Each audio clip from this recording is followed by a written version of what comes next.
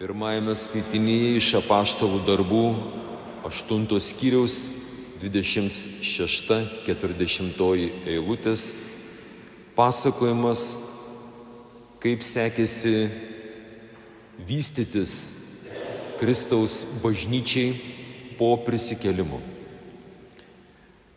Šiandien girdėjome istoriją apie vieną iš diakonų, vadinamą Pilypą.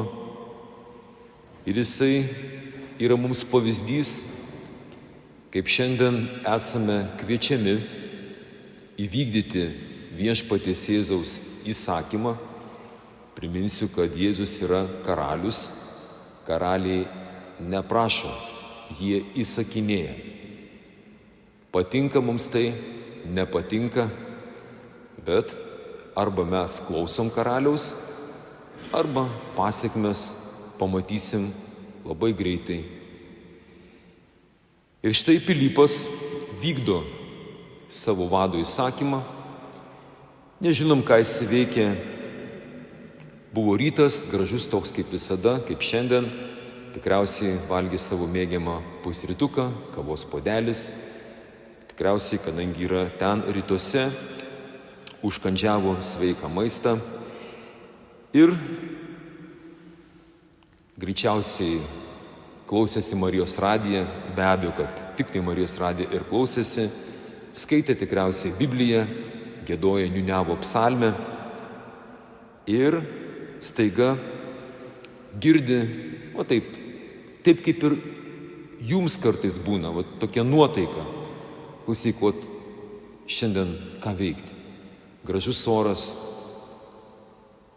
Ir taip jaučia, kad kelkis ir vidudienį nueik ant vieškelio. Taip kaip mes čia mūsų mieste vidudienį 12 valandą, jau kai kurie iš jūsų irgi girdit, kaip ir tas Pilypas, tiesiog namuose esat, neturit ką veikti ir girdit, varpai skamba, ką darysi? Einu 12 valandą į Kretingos centrą. Ir štai nueina ant to vieškelio.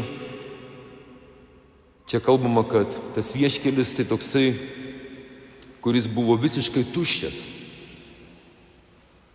Panašiai taip kaip ir mūsų gyvenime būna, atrodo, daug eismo, bet daug tuštybės. Tuščia. Daug daiktų, daug rūpesčių. Todėl pas viešpatį tuščia tai reiškia, nėra tų, kurie garbintų Dievą. Jeigu mūsų mieste yra daug kelių, daug žmonių laksto, vaikštinėja, bet jeigu tu, kuris negarbini Dievo, kaip šiandien Evangelijoje klausėmės, jeigu tu nepažįsti Dievo, tu vaikščia tokia tuščia dėžutė, kelias tuščias. Ir viešpats nori, kad tas tuščias kelias būtų užpildytas Evangelija. Jis paklūsta tam vidiniam raginimui ir štai toks žodelis yra. Štai bevažiuojas etiopietis eunuchas, Etiopijos karalienės Kandakės dvariškis, viso jos iždo valdytojas.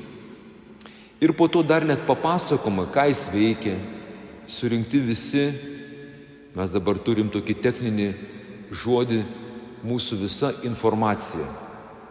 Visi jo duomenys, asmens kodas, kur gimęs, kur augęs, ką dirba, kiek uždirba, moka mokesčius ar nemoka, teistas, neteistas, čia viskas parašyta. Žinoma, apie tą žmogų, kuriam paskelbė Pilypas, turi vardą. Atkreipkite dėmesį, šis asmuo, apie kurį tiek daug žinom, kuris dirba, kiek uždirba, kad iždininkas, niekur nei vieno žodžio apie jo vardą. Tuoj suprasite, kodėl nėra vardo. Mes turime panašių istorijų, pavyzdžiui, apie kitus valdininkus, užimančius įvairias pareigas, taip pat pagonis, kurie buvo ir neįtikėję Jėzų, tai pavyzdžiui, Siras Namanas, vyriausiasis Sirijos kariuomenės vadas. Daug kitokių žinom blogiukų vardų: Erodas didysis, kas ten dar, Salomė, visų tokių. O čia toks gerietis ir jo vardo nežinom. Žinom vieną labai svarbę asmeninę jo savybę – eunuchas. Žinote, ką tai reiškia? Jeigu nežinot, dabar visi įsitraukite savo išmanius telefonus, įsijunkite ten tą paiešką ir užsirašykite žodis, ką reiškia eunuchas. Po mišių galėsit patikrinti, ten bus daugiau informacijos. Tai yra žmogus, kuris turi neįgalumą. Neįgalumą turėti susilaukti vaikų. Jėzus apie tokius yra kalbėjęs Biblijoje, savo žodyje. Yra eunuchų, kurie gimė tokiais. Yra eunuchų, kuriuos padarė tokius žmonės. Ir yra eunuchų, kurie tapo tokiais dėl dangaus karalystės. Tai yra tie, kurie gyvena be šeimos. Jie gyvena arba bendruomenėse, atlieka tam tikros funkcijos. Šitų atveju mes nežinome jo neįgalumo kilmės. Palikime tai istorijai.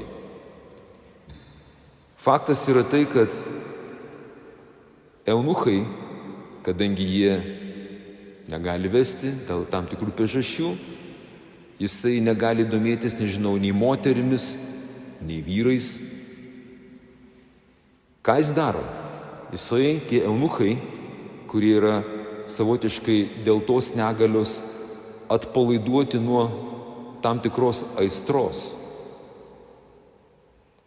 Jisai susikoncentravęs gerai į savo darbus, į buhalteriją. Jis yra buhalteris toksai. Atsakingas už iždą, gerai skaičiuoja pinigus. Tokių žmonių visose kompanijose, visose valstybėse, tokie žmonės yra paieškomi, jie yra geri specialistai. Jie kaip tie, kurie susikoncentruoja ir gerai daro savo darbą. Dievui patinka tokie žmonės, o tokie eunuchai, kadangi jie nesiblaško. Ir jisai yra užsiėmęs, skaito pranašą Izaiją. Jisai greičiausiai irgi buvo prozelitas, matyt, jie buvo jau žydai, religingi žydai evangelizavę, ar galbūt buvo kažkokioj tai žydų religiniai konferencijai. Jisai, matyt, priėmė žydų papročius, nes buvo atvykęs į Jeruzalę pasimelsti. Jis pažinojo hebrajų dievą, Jahvę. Tačiau dar nepažinojo Jėzus. Jisai skaito pranašą Izaiją. Ir dabar šventoji dvasia pakužda Pilypui: prieik prie to vežimo. Pribėgęs Pilypas išgirsta eunuchą skaitant pranašą Izaiją. Ir dabar dėmesio. Dabar labai įdomi eiga. Žinot, vienas dalykas yra vadui pasakyti tau ir man: eikite visą pasaulį ir skelbkite Evangeliją, padarykite mano mokiniais visų tautų žmonės, krikštykite juos, išvarinėkite demonus. Bet jeigu nežinome kaip, kad nepriskaldytumėm malkų, toks liaudiškas išsireiškimas, kad nepakenktumėm Evangelijos skelbimui, štai Viešpats rodo pavyzdį. Kaip reikia skelbti Evangeliją. Jokios prievartos, jokio forsavimo, jokio sektantiškumo, kuris yra būdingas ne tik tai mūsų kitiems broliukams, sesėm, krikščionėm, kurie nėra katalikai. Juos vadina sektantais, tai galbūt negalima taip vadinti, bet kurie, taip sakykim, gan įkyriai lenda. Pats esu nekartą sutikęs tokių ir miestų, didžiųjų miestų gatvėse, kurie bando tave atversti ir sako: ar tu žinai, aš dabar tau papasakosiu apie Jėzų, nei aš noriu girdėti, turiu savo reikalų, jis tau būtinai papasakos. Mes čia Kretingoje irgi turim tokie mūsų broliukai seseris, kurie irgi yra pakrikštyti. Jie vaikšto po namus, ypatingai ten už geležinkelio. Yra tokia karalystė, kas dar nežinot, turėsit reikalų, pasivaikščiokit, susipažinsit. Tai va irgi beldžiasi į duris ir nešioja irgi tokią žinią, mes dabar tau papasakosim. Toks bruka kažkokį tai savo tikėjimą. Šiuo atveju Viešpats labai gražiai mus mokina. Jokios prievartos, jokio brukimo. Jisai štai klausosi ir užduoda klausimą. Ar supranti, ką skaitai? Įsijungia dialogas. Jie pasikalba, sako, nelabai suprantu, kaip galėčiau suprasti, man niekas nepaaiškina. Ir tada jisai pakvietė Pilypą lipti į vežimą, sėstis šalia. Atkreipkite dėmesį, ne įžūliai, laikydamas save kažkokiu ypatingu pranašu, įkvėptų šventosios dvasios, palikusi savo skanų pusrytuką kavos puodelį prie namų ir išbėgusi į tuščią gatvę, be jokių nuopelnų. Žmogus, Pilypas, nuolankiai nesibrauna. Jisai priima pakvietimą. O jeigu tave pakvietė įlipti į vežimą, tai tu įlipai, o jeigu ne, tai būtum bėgęs šalia dar valandą laiko. Gerai, toliau sekantis veiksmas. Ir štai jie diskutuoja, kol galiausiai eunuchas paklausė Pilypą, prašom paaiškinti, apie ką čia pranašas kalba. Dar viena savybė. Net labai gerą žinią apie Jėzų Evangeliją, nereikia, siūlyti, kaip tie maisto papildus dabar vaikšto ir tu siūlo. Viena kompanija, visus, kiek tik tai maisto papildus, kas vartojat, tai ištuština tavo kišenės. Ir jauti eilinį kartą apgavo. Man tai buvo visiškai neseniai. Taip gražiai apgavo eilinį kartą. Bet vis tiek pasidaviau. Šiuo atveju jis nėra apgavikas. Jisai ramiai, kada jo paprašė paaiškinti, jis tada ir aiškina, kas yra Jėzus, kas yra bažnyčia. Ir čia rašoma, kad Pilypas jam paskelbė gerą naujieną apie Jėzų. Dar truputis pauzės. Žinote, jūs irgi kalbate daugam gerų dalykų. Yra daug gerų žinių, pavyzdžiui. Karas baigėsi kažkur tai, gera žinia, pensijas pakėlė, gera žinia, saviškiai rinkimus laimėjo. Dar gera žinia kokia, ten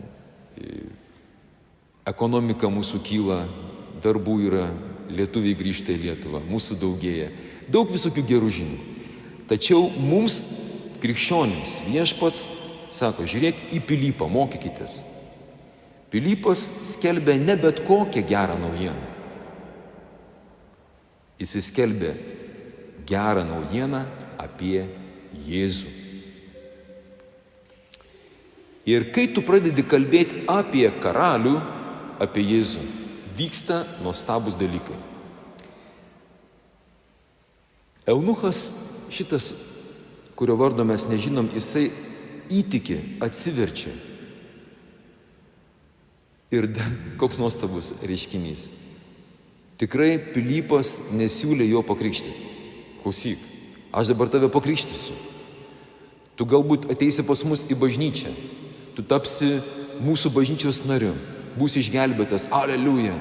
Nieko panašaus. Pilypas normaliai duoda mažom porcijom šitam eunuchui tiek, kiek jisai prašo. Ir kai tasai dvariškis sako, štai vanduo, kasgi kliudo man pasikrikštyti? Jis paliepė sustabdyti vežimą, jie abudu Pilypas ir eunuchas išlipę nuėjo prie vandens, Pilypas jį pakrikštijo. Ir štai finalas. Išėjus iš vandens, Viešpaties dvasia pagavo Pilypą, eunuchas daugiau jo nebematė, tik džiūgaudamas traukė savo keliais. Kai viską padarysit, va taip kaip Pilypas, evangelizacija pasisekė, paklusote Dievo balsui, papasakot apie Jėzų, kažką pakrikštijot. Jūsų čia didžioji dauguma esat vyresnio amžiaus. Vaikus sutvarkėt. Vaikai panorėjo, sako, mama, noriu mane pakrikšti. O ne tai, dabar tave pakrikštysim? Dabar tu prieisi pirmos komunijos? Ne. Kai jūs padarysit va tai pagal šitą instrukciją, čia labai yra geri dalykai. Šventoji dvasia tave patrauks.